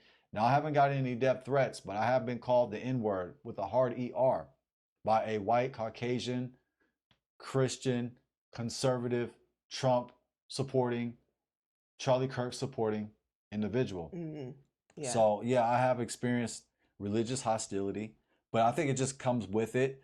But I do encourage content creators to be polar because even if they don't agree, the fact that they care, you got them. They're invested. Whether if they like you or dislike you, if they care about you, you got them.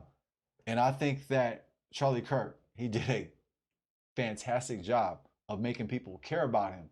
Even if they agree or disagree, they will come out of their way to line up to his campaigns or to his rallies and to his prove me wrong debate challenges. He will show up to these universities where it says, prove me wrong. And these young college students will be triggered. Yeah. And they will line up because they are invested to challenge Charlie Kirk. So in a way, I think it's just what you got to do as an influencer, as a content creator. You got to make them care, even if they agree or disagree. Honestly, it doesn't matter if they like you. If they care, if they are invested, you win either way. You do. However, you got to be careful with it because depending on how far you take it, you will get death threats. You will. And it's unfortunate, but you got a lot of sensitive, crazy people out there. But if you're going to go down that road, just know that it comes with it. So in a way, I can't really disagree with him when he says, it's just par for the course. Basically, I'm paraphrasing. Yeah. Now, the second part, is it fair to suggest his rhetoric contributed to his death? You can make a case for that.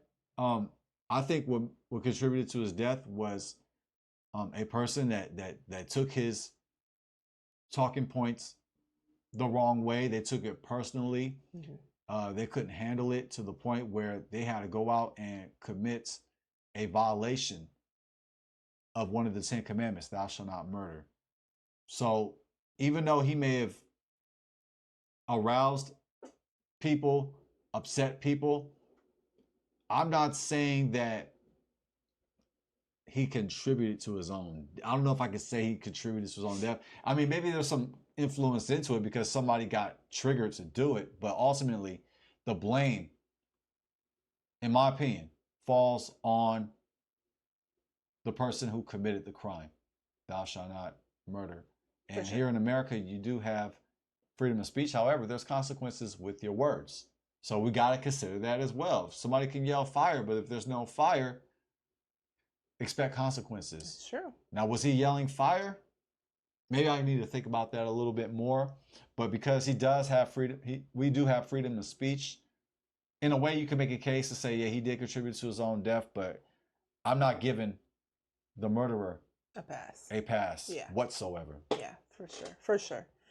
Yeah, no, I agree with you. I think anytime that you have a strong voice about something, and then you got a following that's coming behind you, it could be seen as a threat, right? It could definitely be seen as a threat to those who don't agree with you. Do I believe that his rhetoric contributed to his death? I think it did contribute to his death, obviously, because, you know, he was a public figure. He gained a lot of attention from the things that he was saying, and the things he was saying was very controversial, right? Some people loved him, some people hated him, right? And when you become that sort of a person where you have this huge following, some people full on agree with you, but some people vehemently disagree with you. I mean, man, you know, you got to be extremely careful because we've seen it in history, you know, that people will look to take you out when you have these big opinions, especially with a big following that they do not agree with. So I think it contributed, but like my husband said, that does not give the murderer a pass. What that man did was wrong. It was wrong, and we don't agree with murder. Like, it's a commandment, thou shalt not murder, so you can't murder, or you should not be murdering, especially if it's just because someone has a difference of opinion. Now, we can get into, you know, if murder is ever acceptable and in what cases for another show. But as far as killing someone because they have a difference of opinion than you, no, definitely not. Yeah, I just wanted to add that now the person who has been accused, they got to go through it. I mean, it seems like it's him. Usually, like when they make that amount of progress in that short amount of time, it seems like they got the guy who did it. But we still got to find out. Yeah. Because it's all alleged. So with that said, I don't think that his sentence should be lightened because Charlie Kirk had something to do with contributing to his own death. Like, I wouldn't say that the murderer should get a lighter sentence because he was triggered by Charlie Kirk. Yeah, agreed. I'm not giving the murderer a pass. Yeah, no, me either. For not having tough skin. For sure. Agreed. I agree. For sure. Okay, I have another question for you. So, where should we draw the line between encouraging open debate and allowing harmful rhetoric that may incite violence? Is there a balance that we should be trying to do? Is there certain rhetoric that could be seen as going too far? Well, I got a question. Do you think Charlie Kirk went too far? Was it harmful rhetoric? Or was he speaking what he truly believed?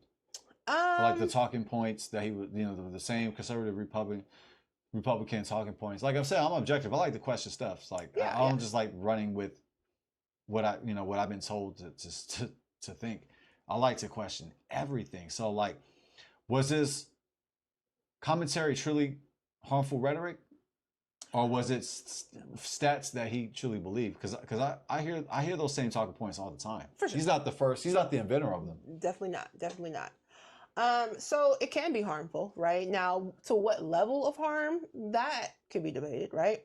But yeah, if you're saying something is true when it's not true against a group of people, well, yeah, that could be harmful to that person, right? That could be harmful to that group of people because you're stating a lie as a fact against that person. So it can be harmful. Now, how harmful is that going to cause black people? Like, is that going to cause, you know, like the type of harm where it's like, okay, you know, are you going to die because he said it? No, obviously not. Now, will that possibly cause people to look at you a certain kind of way, or could it cause people to feel like you are a violent person? Yeah, that could happen, right? Which could be harmful, but what to the extent of harm? No. Does that mean like what he said is going to cause black people, you know, to die?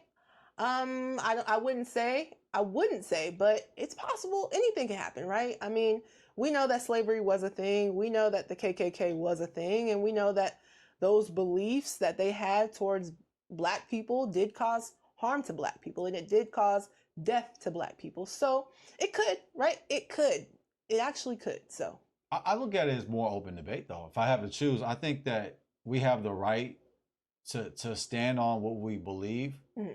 And I don't know where he got his numbers from. And that's the thing too, because yeah, there's numbers that's been faked, that's been forged, that's been over exaggerated. And I'm glad you brought up the FBI report. But even in that, there's a little bit of an educated guess as well. Yeah, numbers in general are hard, very hard to get accurate, you know? Yes, but I don't know. Like, to me, I think I just lean towards we should have the freedom to speak what we believe, even if the information is wrong. I mean, he allowed open debate, so he allowed college students to come up and challenge him. So I don't think he was intentionally trying to be, you know, an a-hole or whatever. Okay.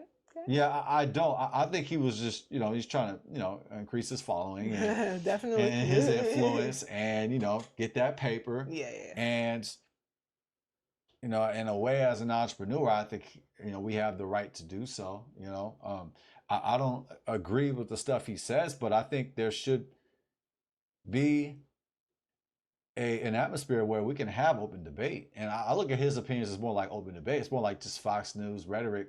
Fox News talking point. But in a way, can we make the same case to say, you know, Fox News is harmful rhetoric as well? Like, so like this goes beyond Charlie Kirk. This goes on beyond past him. And honestly, I see a lot of quote unquote harmful. I say quote unquote because if it's harmful what he's saying, I see a lot of the same harmful rhetoric within my community. I like to see that change because we're not being the light or the salt of the world. We're actually saying what he's saying just on the flip side, on the opposite end. And you know, basically, you know, disrespecting, you know, Caucasian people and you know, salvation is only for black people, and then there's people within our organization within our community that say salvation is only for the black man, the Native American, and the Hispanic. And so you see a lot of hate speech. And we don't agree with that. Oh yeah, not at all. As you can tell, I don't agree with that. But I look at his you know, like his movement is more just like open debate, you know, and even his entitled proved me wrong. So I don't think he was a threat to society. Yeah, well, I want to make sure that you finish your point. Yeah, I'll end yeah. Okay. So, yeah, you know, to a certain extent, listen, I think that we should all be allowed to state our opinions. Freedom of speech is one of our, you know, it's one of our constitutional rights, right? So I think that we should be allowed to have freedom of speech. I think that people should be allowed to state their opinions. But can sometimes your opinions be harmful? I believe that yes, sometimes your opinions can be harmful to a group of people. Whether sometimes your rhetoric can be harmful to a group of people. And this is across the board, right? I mean, you know, we listen to, you know, sometimes we're listening to rap songs, right? And they're harmful to our people, right? Sometimes, you know, if a racist is amongst other racists and they're saying, you know, well, black people are not full human beings, which we know is not a fact. We know that's false. But that was harmful to black people. So I do believe that it depends on what you're saying, right? And I believe that yes, what you say can be harmful to people. So yeah, but also I do believe that we should have the right to speak freely and tell our opinions. Now, should we draw the line? I think so. You know, my personal view is that we should draw the line on, you shouldn't be stating something as a fact if it's fake, right? So if it's not a fact. So if I say that, and this is just an example.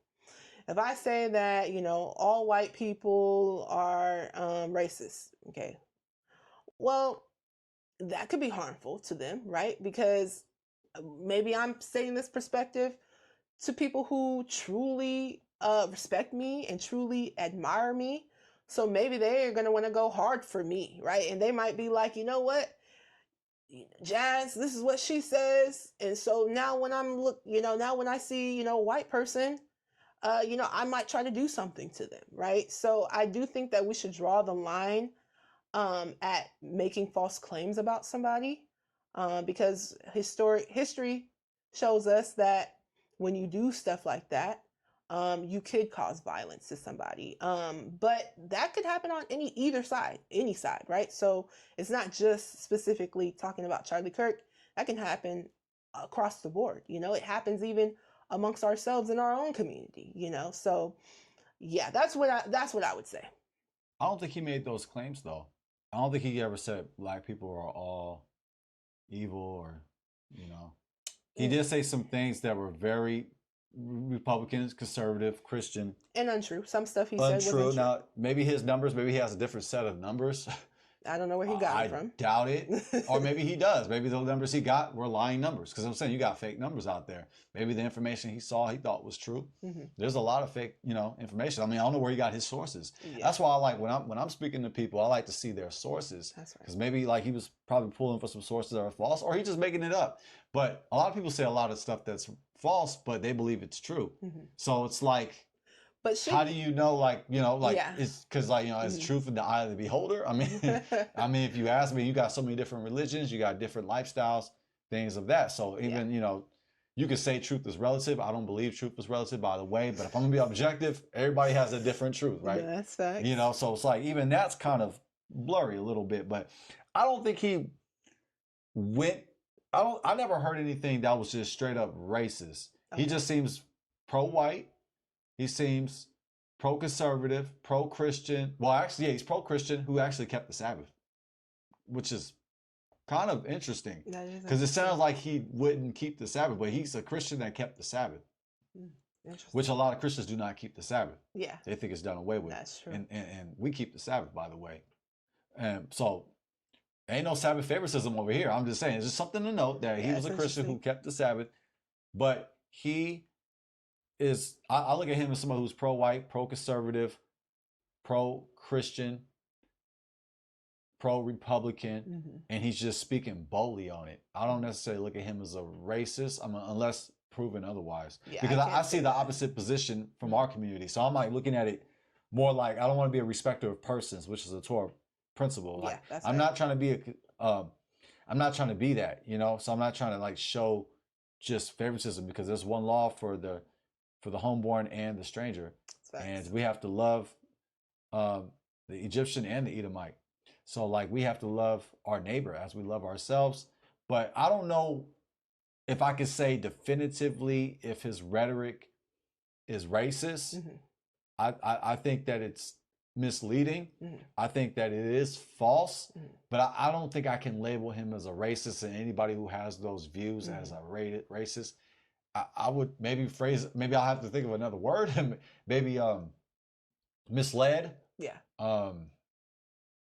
Do you think he chose to be misled though? Because, just playing God's advocate, I guess.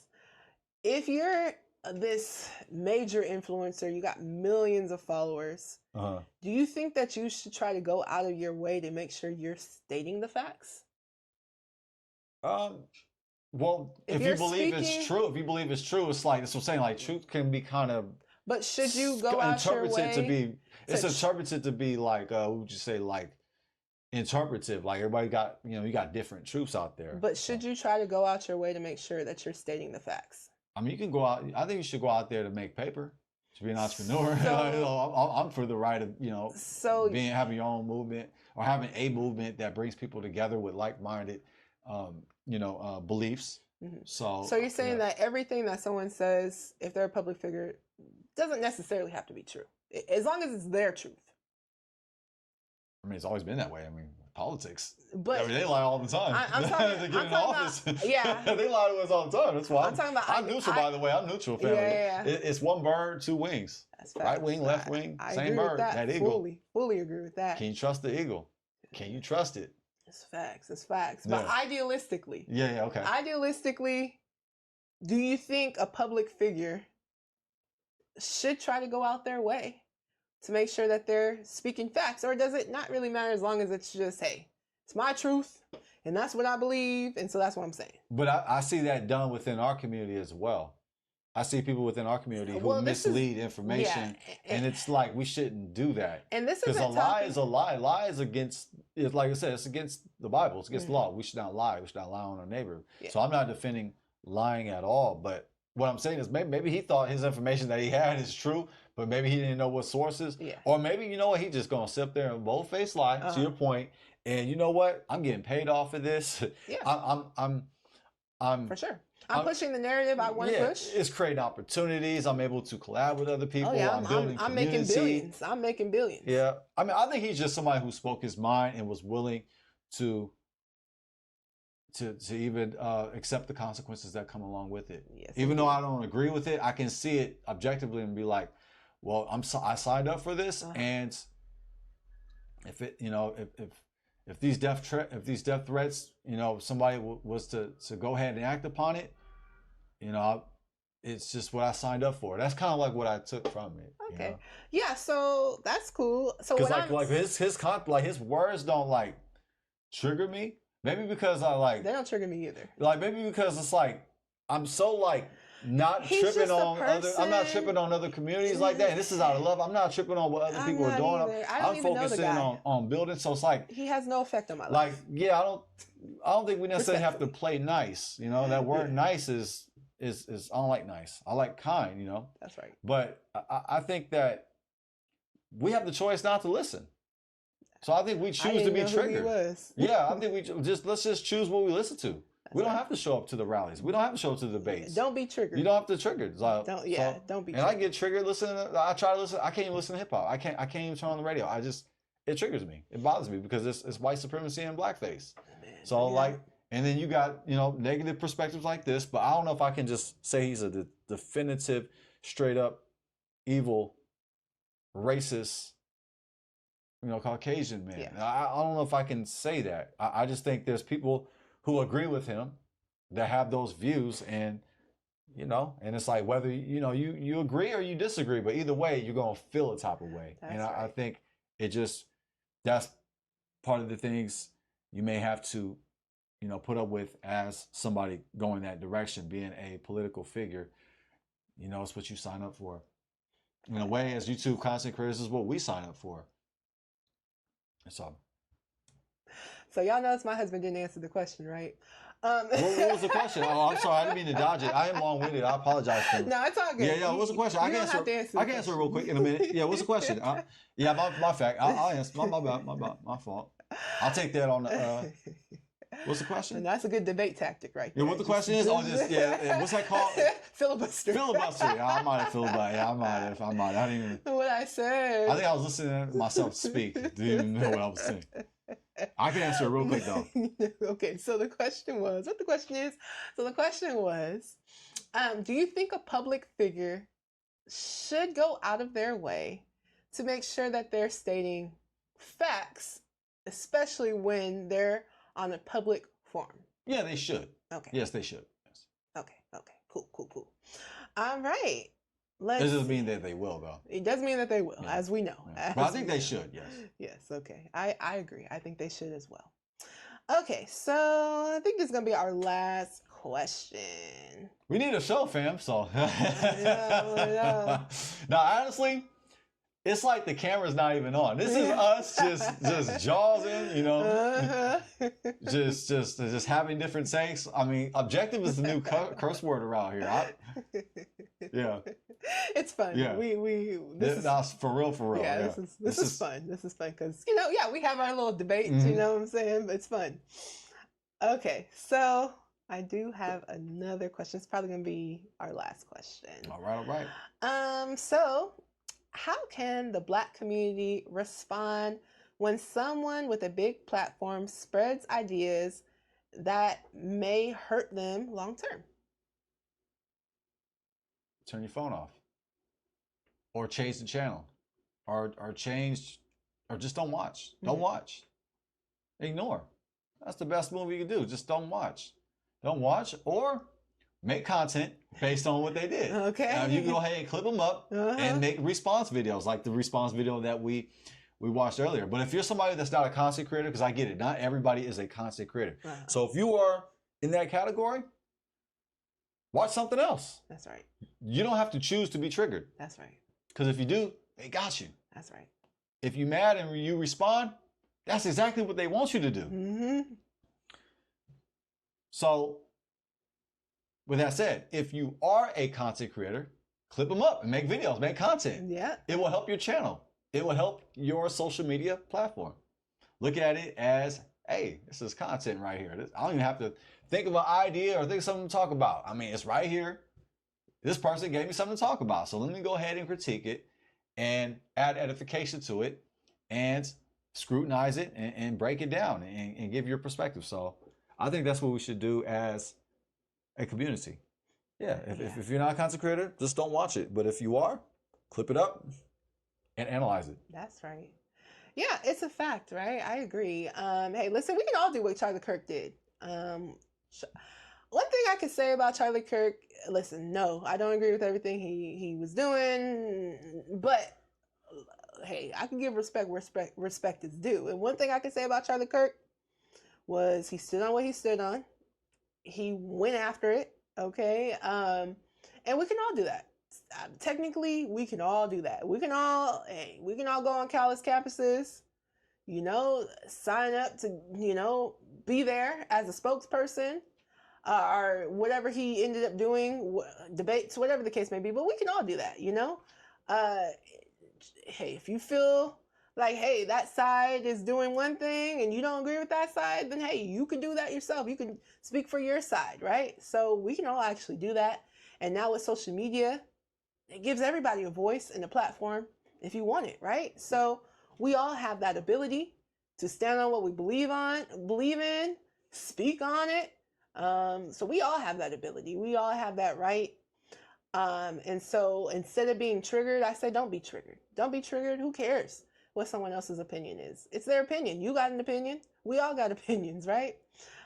So I wouldn't be on social media getting triggered, family. That's just not what we should be doing, right? Why raise your blood pressure and be going through health issues? Because when you're stressing and you're upset and you're angry, that can actually cause harm to you physically, right? So don't do that, right?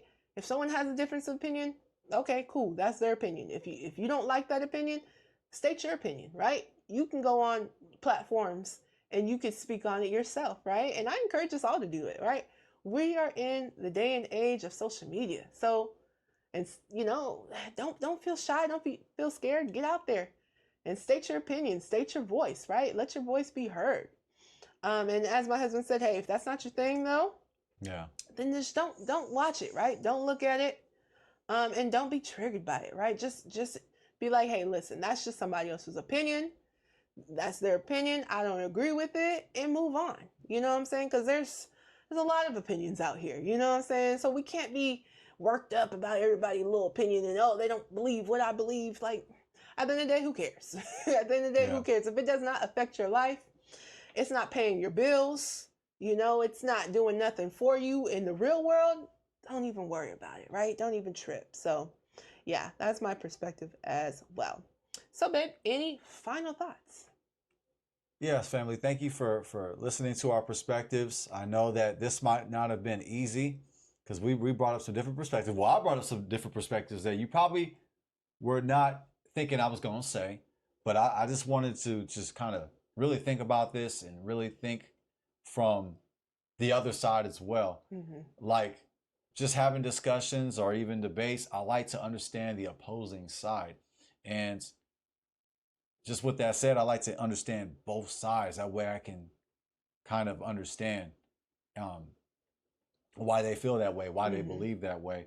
I'd like to say again, my condolences to Charlie Kirk's family. Also like to say that, I mean, no disrespect to Charlie Kirk, even in the things that I said that I disagree with him.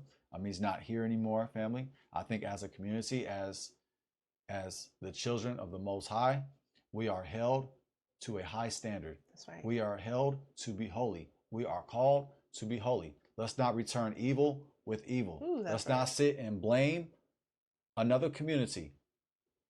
Let's not sit and be a victim. That's right. We don't have to have a mentality of a victim. That's right. And that's something that I will agree with Charlie Kirk, is that it seems like there are individuals within our community that have a victim mentality. And even though that rhetoric, pull yourself out by your bootstraps, seems kind of unrealistic for us, it actually can at least cause us to look into our community and identify the problem. Yeah. And in my analysis, the number one problem is culture. It is culture. It will cause everything to fall in line. And what also involves culture is our love for the Most High, because we must love the Most High with all of our heart. And heart, by the way, includes logic and emotions. That's right. The heart includes them both. They're not divided, contrary to what Western thought says. Also the soul, which is your breath, your existence, your living being, and also your might, with muchness, with abundance, with force. So let's do that. Let's love our neighbor and let's love ourselves. A lot of our people do not love ourselves. They hate their neighbor because they hate themselves. They hate their neighbor because they hate the Most High. So let's learn from this. Also, if you are consider being a political influencer, you might need to think this over, because this may be something that you may not want to get into. So we can always learn from this, but I got to say my condolences to his family. And I don't think that he was,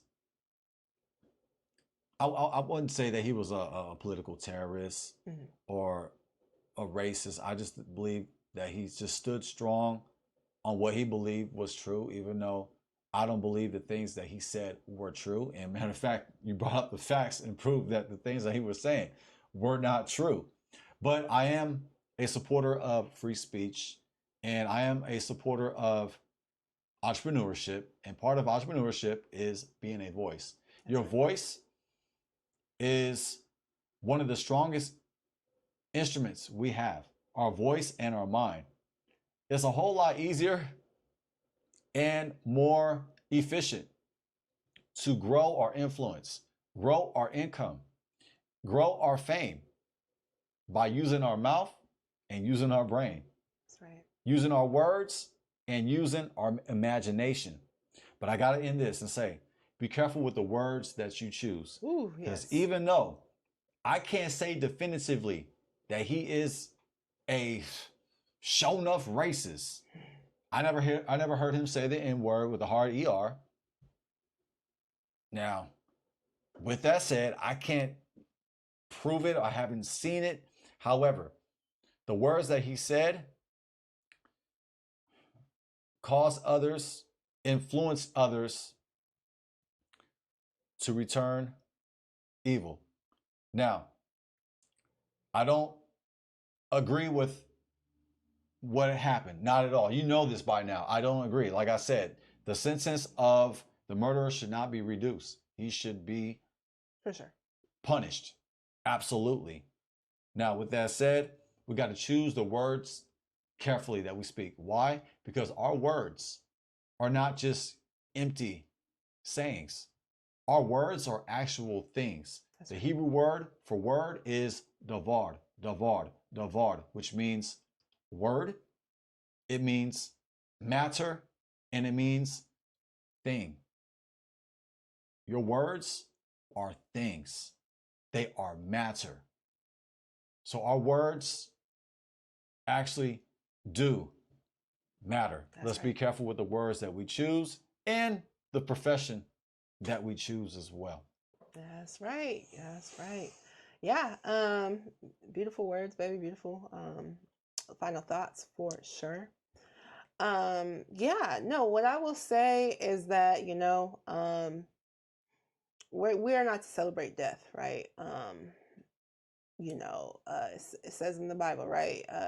Do not celebrate, your enemies when they come to destruction. I'm paraphrasing. But, so we're not to celebrate deaths, family. We're not to rejoice in someone's downfall. My heart goes out to his family, and definitely my condolences, right? I didn't know Charlie Kirk, and I really didn't follow him. So I don't know much on him. I got to be honest. I understand that some of his points did trigger people, and, I'm not here to say that they're wrong or not right or anything like, I think everyone has the right to have their own opinion, right? But again, I think we just need to be careful to make sure that, we're not building up hatred or we're not building up anger when it comes to someone else's opinion. Because at the end of the day, it's just an opinion, right? It's just an opinion. So don't allow it to cause you to do something out of your character, right? Do I think that Charlie Kirk, do I think he was the most righteous man in the world? From what I've seen, no. I think we can use discernment, when it comes to people who claim to be, Christians, or they claim to be followers, according to him, follower of Jesus. I still think we need to have some discernment, right? Was this person doing what Yahusha, who, aka Jesus, but we Hebrew, we like to call him Yahusha, or in Hebrew, it's Yahusha, right? But, we need to see, hey, was this person role modeling what Jesus or Yahusha was? From my knowledge, Yahusha was not someone that wanted to stir up strife, was not someone that was just looking to, anger people, or even just diss people, right? Now, yes, there was times where he stated, hey, this was wrong. You ain't doing right, right? But a lot of what he did was not that, actually. A lot of what he did was of forgiveness. And even when people were not believers, right, he still connected with them, right? So, I think we got to place discernment on who we choose to be our leaders, 100%. And also family, I think, especially if you are Black American of African descent, especially Black Americans, we need to look into our own history, right? Let's make sure that we're not going to someone else to try to figure out what our history is. Let's do our own research, right? Let's make sure that we're teaching our kids the truth and the reality and all the good, the bad, and the ugly, right? We need to teach our kids. We need to teach ourselves. That way we can learn from it, right?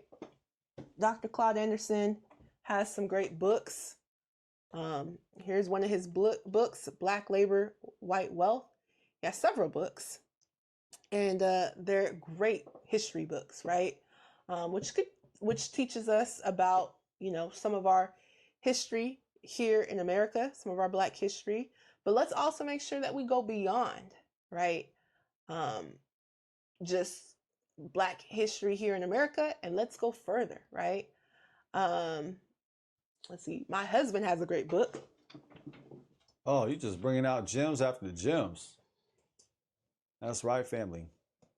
My wife bringing out the swords. I'm gonna go ahead and plug this again. It's not a shameless plug. This is I'm always shamelessly plugging my stuff. I'm so used to saying that term, family. Black Labor, White Wealth, written by Dr. Claude Anderson. Right here, family. You got to purchase this book. You got to. It's a must-have. Yes. Okay. Oh, we're in the show and tell. Okay. We're in the show and tell. Oh, man. We got From Babylon to Timbuktu, Great read, great read, great historical book right here. Yes. Shout out to Rudolph R. Windsor. And would you like to tell about this one as well? And this one too, family. Get this book as well. Get those 2 books and get this book. When We Ruled. Written by Robin Walker. Yes. That's right. That's right. So we can learn about our history, right? People will try to tell you anything about yourself. So don't allow them to just tell you whatever they want you to think about yourself. Make sure that you go and you do your own research. And I think it's especially important for us to do our own research because a lot of what they tell us in the school books is only one side, one small narrative, but there's so much to us. There's so much to us, and there's so much history that we have, and it will really help shape your perspective and your views on who you are. Question, do you think you could find this at your local library? No. Do you think they're teaching out of those books in your average everyday college class on Black history or your high school history class? No. And these books are scholastic, written by scholars. 100%. Wow, that was powerful. That was beautiful. Oh, thank you, baby. Thank you. Well, family, thank you guys for joining us. Please let us know your guys' opinions, perspectives. You guys agree with us? Disagree with us? We want to hear from you guys. We love you, family. Yes, family, we do. And until next time, it's Jazz. And I'm Jaden. Please remember to like, share, comment, and subscribe. And until next time, peace.